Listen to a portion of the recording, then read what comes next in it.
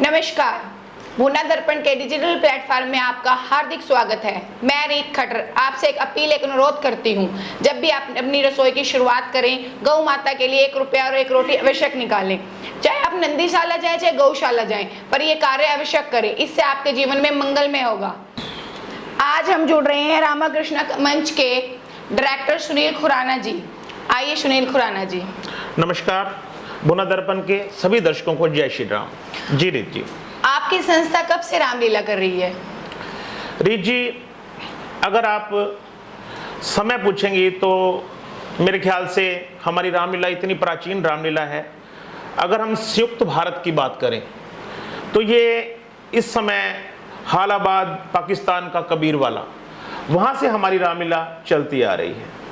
और जब धर्म के नाम पर इस देश का बंटवारा हुआ 1947 में, तब हमारे बुजुर्ग जो दर दर भटकते हुए, कुछ हाँसी पहुँचे, कोई करनाल पहुँचा, कोई भुना पहुँचा, तो हमारे कुछ बुजुर्ग जो भुना पहुँचे और उन्होंने यहाँ पर आकर अपना बसेरा जमाया, मेहनतें की। और उसके लगभग 1947 के 5 साल बाद 1952 में, रीत जी आपको बताना चाहूँगा, जो अब हमारा भारत है, इसमें 1952 में पहली बार हमारे बुजुर्गों ने रामलीला का मंचन शुरू किया। वो दिन था 500 रुपए से स्टार्ट होने वाली रामलीला, और आज 72वां मंचन।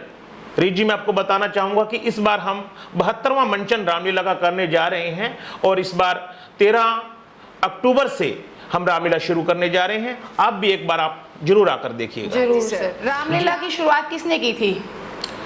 रीत जी, जहाँ तक मुझे हमारे बुजुर्गों ने बताया था कि हमारे माननीय आदरणीय श्री जगन्नाथ जी सेठी, श्री सुंदर जी हंस, मांगाराम जी कंबोज, और इसके बाद रमेश चुग जी, श्री जयदयाल गिरधर जी, श्री खरेतीलाल डावर जी, ये हमारे सभी बुजुर्ग जब 1947 में भारत का धर्म के नाम पर बंटवारा हुआ, तो ये सभी, इनको भुना में इनको जमीन अलाट हुई, और इन्होंने 3-4 साल तो अपने आप को संभाला और किसी तरह से अपना बसेरा बनाया। और उसके बाद पर जो शौक था इनको, जो पुराने संयुक्त भारत का जो शौक था, जो ये हमारी रामलीला इतनी प्राचीन रामलीला है कि पाकिस्तान, जो अभी पाकिस्तान है, उस समय संयुक्त भारत था, उसके कबीरवाला से ये रामलीला चलती आ रही है। तो वही शौक यहाँ भी जागा, और इन्होंने पहली बार 1952 में यहाँ पर रामलीला का मंचन किया। जी, आपकी रुचि कैसे बनी रामलीला में आने की? जी रीत जी, मेरी रुचि, रीत जी मैं आपको बताऊं, 1985 में मैं 5वीं में पढ़ता था, तो मुझे रामलीला देखने का बहुत ज़्यादा शौक था। और इसी तरह मैं एक बार रामलीला देख रहा था, सबसे आगे बच्चों के साथ पहली पंक्ति में बैठा था। तो उस समय जो डायरेक्टर थे श्री सुभाष छोकरा, जो अभी इस दुनिया में नहीं है, भगवान उनकी आत्मा को शांति दे, उस समय वो डायरेक्टर थे। तो समय हो चुका था रामलीला शुरू होने का, परंतु सबसे पहले क्या होता है कि रामलीला का जो शुरुआत करते हैं, सबसे पहले भगवान विष्णु की आरती करी जाती है। तो उनके पास भगवान विष्णु जी तैयार नहीं थे, वो रेडी हो रहे थे, और रामलीला का जो शुरुआत है वो लेट हो रही थी। तो उन्होंने फटाफट से देखा कि एक मुझे लड़का चाहिए। तो आगे आगे मैं बैठा था, मेरे को एकदम से पकड़ के वो अंदर ले गए, और 5 मिनट में एक दुपट्टा इधर बांधा, एक दुपट्टा इधर बांधा, सिर पे मुकुट लगाया और वहां खड़ा कर दिया चेयर पे, और आरती की गई। और उस समय जो मेरे अंदर वो शौक जागा, और वो शौक रीत जी आज तक बरकरार है। इस पूरे समय को 35 साल बीत चुके हैं, 1985 से 35 क्यों 36 या 37 साल कह सकते हैं आप, और आज भी वो शौक चला आ रहा है। जी, रामलीला करने से आपके जीवन में क्या बदलाव आए? बदलाव, रीत जी अगर आप बदलाव की बात करेंगे तो हमारे तो जीवन में बदलाव ही बदलाव आया है। इस समय हम रामाकृष्ण कला मंच में लगभग 100 के सदस्य हैं। 100 सदस्य सभी अपने जीवन में भरपूर आनंद ले रहे हैं, और भगवान राम जी के आदर्शों पे चलते हुए अच्छे कार्य कर रहे हैं, अच्छे बिजनेसमैन हैं। सर, ये सोशल मीडिया की वजह से इस रामलीला पे कोई प्रभाव तो नहीं पड़ा? जैसे जनता कम तो नहीं हुई देखने? सोशल मीडिया के चलते हुए हमारी रामलीला में बिल्कुल भी फर्क नहीं पड़ा है। हमारी रामलीला को आज भी सैकड़ों लोग देखने आते हैं, और आपको मैं एक बात बताना चाहता हूं जी, हमारी रामलीला के अंदर बिल्कुल भी फिल्मी गाना नहीं गाया जाता, कोई डांस नहीं किया जाता, कोई भी डांसर नहीं बुलाया जाता। पूरी शुद्धि पवित्रता से रामलीला का आयोजन किया जाता है। सिर्फ भक्ति भाव के ही गीत गाए जाते हैं, कोई अश्लील डांस नहीं होता। ये हमारी रामलीला पहले दिन से यही चलता आ रहा है और इसीलिए हमारी रामलीला में जो भी दर्शक आते हैं सिर्फ वो रामलीला देखने वाले ही होते हैं। अगर आप सोशल मीडिया की बात कर रही हैं, सोशल मीडिया रेडियो से स्टार्ट हुआ, रेडियो आया, टीवी आया, केबल आई, वीसीआर आए और उसके बाद ये हमारा इंटरनेट आया, आज सोशल मीडिया है। लेकिन हमारी इस संस्था पे 1% भी फर्क नहीं पड़ा है। आज भी लोग बड़े चाव से रामलीला को देखने आते हैं। मैं आपको दोबारा इनवाइट कर रहा हूं, एक बार आप आकर जरूर देखना कि वहां पर कितनी भीड़ होती है। महिलाएं बहुत ज्यादा होती हैं। जी जी सर, जो व्यक्ति रामलीला का रोल करते हैं वो सब भूना के ही हैं कि आप बाहर से भी किसी को इन्वाइट करते हैं?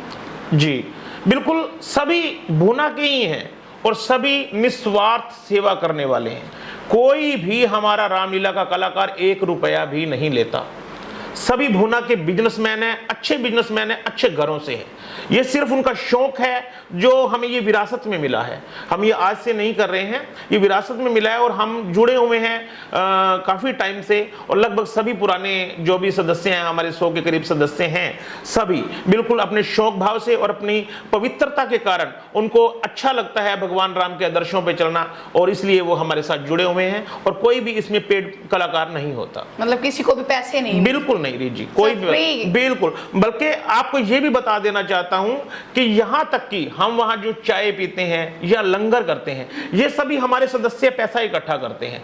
जो भी रामलीला में दान का पैसा आता है उस पैसे से हम चाय या पानी भी नहीं पीते। अगर हम वहां पर चाय भी पीते हैं रात को रामलीला मंचन के दौरान, तो हमारे सदस्यों द्वारा इकट्ठे किए हुए पैसों से ही ये खर्च किया जाता है। सर, ये तो बहुत पुण्य की काम है कि आप वो पैसे इकट्ठे करके दूसरे गरीबों में लगाते हो, अपने ऊपर खर्च नहीं करते। जी री जी, बिल्कुल। सर, हर साल जो रावण का पुतला जलाया जाता है वो क्यों जलाया जाता है? री जी, अच्छा सवाल किया आपने कि रावण का पुतला क्यों जलाया जाता है।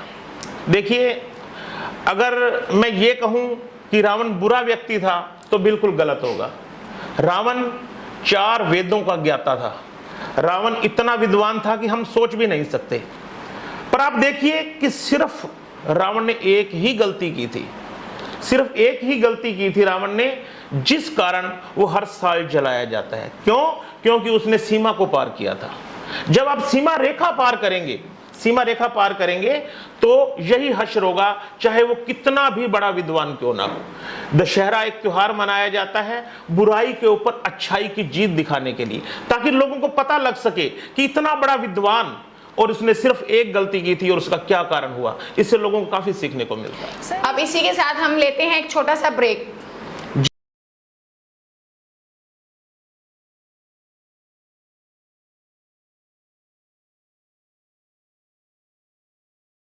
ब्रेक के बाद भूना दर्पण के सदस्यों का फिर से हार्दिक स्वागत है। अब हम फिर से जुड़ रहे हैं सुनील सर जी के साथ। सर, जो रामलीला आप कर रहे हो उससे आप लोगों को क्या सीख देना चाहते हो और आपके जीवन में क्या उद्देश्य है?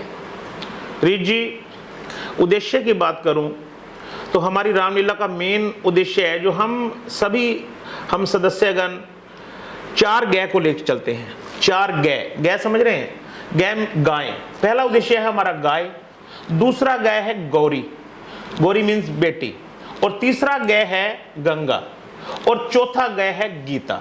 हमारा जो मेन उद्देश्य है रामाकृष्ण कला मंच का, गाय गंगा गौरी का करो तुम सम्मान, रामाकृष्ण कला मंच का है यही अभियान। तो हम लोगों को समझाते हैं कि आप गाय, जैसे आप भी अपना कोई भी प्रोग्राम शुरू करते हैं तो सबसे पहले आप लोगों को यही बताते हैं कि आप सबसे पहली रोटी गाय की निकालें, इससे आपके जीवन में मंगलमय ही होगा। हमारा भी यही उद्देश्य है रीत जी। हम लोगों को गाय के बारे में बताते हैं। गाय हमारी माता है, 33 करोड़ देवी देवता इसके अंदर वास करते हैं। आप इनकी पूजा करो, पहली रोटी गाय की निकालो, 1 रुपया जरूर निकालें गाय के लिए।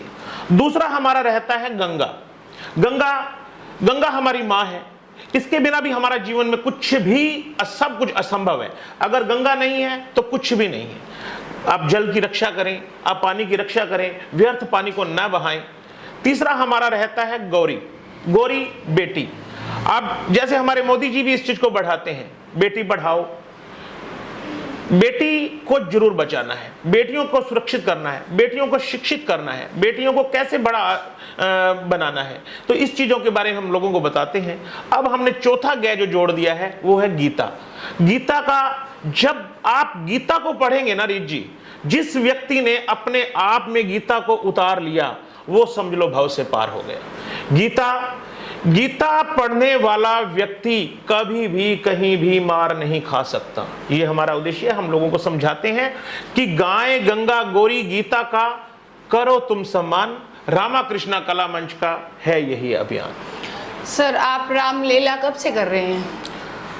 रामलीला मैं रीत जी आपको पहले भी बता चुका हूं कि अगर भारत की बात करें तो पहली बार हमने 1952 में यहाँ पर रामलीला का मंचन किया था और उस टाइम से आज तक लगातार हमारी रामलीला चल रही है। इस बार 72वां मंचन है।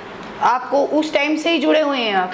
नहीं, मैं रीत जी उस टाइम से नहीं जुड़ा हुआ। मेरे को जुड़े आप मान सकते हैं कि 36 या 37 वर्ष हो गए होंगे। मैं 5वीं में पढ़ता था जब मैं इस रामाकृष्णा कला मंच में आया था। इस दौरान रीत जी बहुत मैंने रोल निभाए हैं। मैंने भगवान श्री राम जी का रोल निभाया है, हनुमान जी का रोल निभाया है, दशरथ जी का रोल निभाया है, सत्यवादी राजा हरिश्चंद्र जी का रोल निभाया है, श्रवण का रोल निभाया है, कामदेव का रोल निभाया है। मैंने लगभग ये मान सकते हैं कि मैंने 60-65% जो हमारे चरित्र हैं रामलीला के, मैंने उनका रोल निभाया है। और अभी हाल फिलहाल में महाराजा दशरथ जी का रोल निभा रहा हूँ और सत्यवादी राजा हरिश्चंद्र जी का भी रोल निभा रहा हूँ। अगर रीत जी बात करें तो मैंने लेडीज कैरेक्टर का रोल भी निभाया है। ककई और तारा मेरे पसंदीदा रोल रहे हैं और लोगों ने भी उनको काफी सराहा है। सर, आपने खुराना जी, आपकी ऐतिहासिक रामलीला कितने दिन शुरू होती है और इसकी क्या टाइमिंग होती है? रीत जी, जो हमारी रामलीला है इस बार लगभग हर समय 12 दिन की रहती है और इस बार जो दशहरा है 24 अक्टूबर का है। तो इस बार हम 13 तारीख से भव्य रामलीला का आयोजन करने जा रहे हैं और आपको बताना चाहता हूं 12 दिन पूरे रामलीला चलेगी और 24 अक्टूबर को दशहरा होगा। दशहरे के बारे में भी मैं आपको बता दूं कि बहुत ही भव्य दशहरा महोत्सव होता है।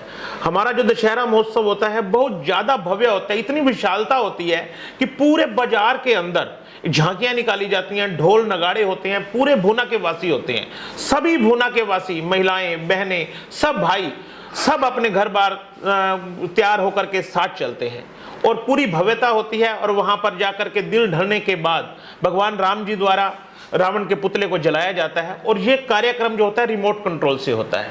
ये भी एक पूरे, अगर आप ये कह सकते हैं कि पूरे हरियाणा की ये पहली रामलीला है जहां पर रावण के पुतले को रिमोट कंट्रोल से जलाया जाता है। और वहां पर काफी सेलिब्रिटी भी आते हैं, नेता लोग भी आते हैं जो हमारे चीफ गेस्ट होते हैं। बहुत अच्छा प्रोग्राम रहता है और ये पूरे 12 दिन चलता है। और जो रामलीला का टाइमिंग की बात कर रहे हैं आप, हम 8 बजे सही शुरू कर देते हैं।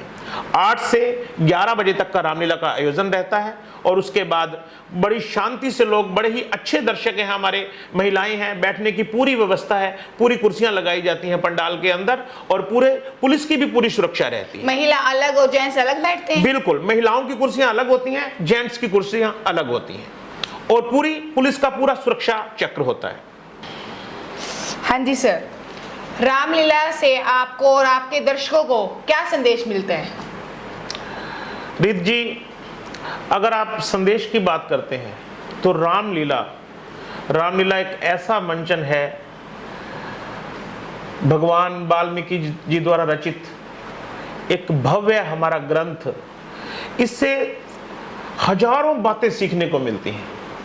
अगर आप इसके एक एक चरित्र को देखेंगे ना, भगवान राम जी के जो आदर्श, अगर आप उनका 1% भी अपना लेंगे कि उनके जैसा बेटा आपको कहीं भी नजर नहीं आएगा। आप नजर दौड़ाएंगे आज इस कलयुग में, भगवान राम जी जैसा बेटा, भगवान भरत जी जैसा भाई, लक्ष्मण जैसा भाई, सीता माता जैसी पत्नी, कौशल्या माता जैसी माँ, दशरथ जैसा पिता।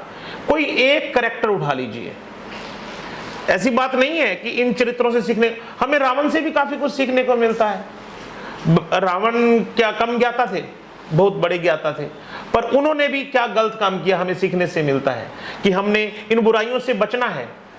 और जो अच्छे हमारे कैरेक्टर हैं, भगवान राम जी हैं, लक्ष्मण जी हैं, सीता जी हैं, भरत जी हैं, शत्रुघ्न जी हैं, इनके आदर्शों का पालन करना है। यही चीजें सब हमें सिखाती हैं कि कैसा एक भाई होना चाहिए, कैसी एक पत्नी होनी चाहिए, कैसा एक बेटा होना चाहिए, कैसी एक माँ होनी चाहिए, कैसे एक, ये सब चीजें हमें रामायण से ही मिलती हैं और कहीं से नहीं मिलती। सर ये जो बातें आप बता रहे हो, ये सारे कार्य आप अपने जीवन में भी करते हैं? बिल्कुल, हम तो इतना इसके वो हो चुके हैं कि 35 साल तो मेरा ही सफर हो चुका है, और उससे पहले भी हम रामलीला देखने जाते थे, तो इतना कुछ सीखने को मिला है। कोटि कोटि हम प्रणाम करते हैं हमारे उस इष्ट देव भगवान श्री राम को कि हमें इतना कुछ सीखने को दिया इन्होंने, और हमने उनको, हम अगर 1% भी अगर हम हमारे जीवन में उतार सके हैं तो भी हम भव से पार हो गए हैं, तो भी हैं। सर आप भुन्नावासियों को क्या संदेश देना चाहते हैं इसके बारे में?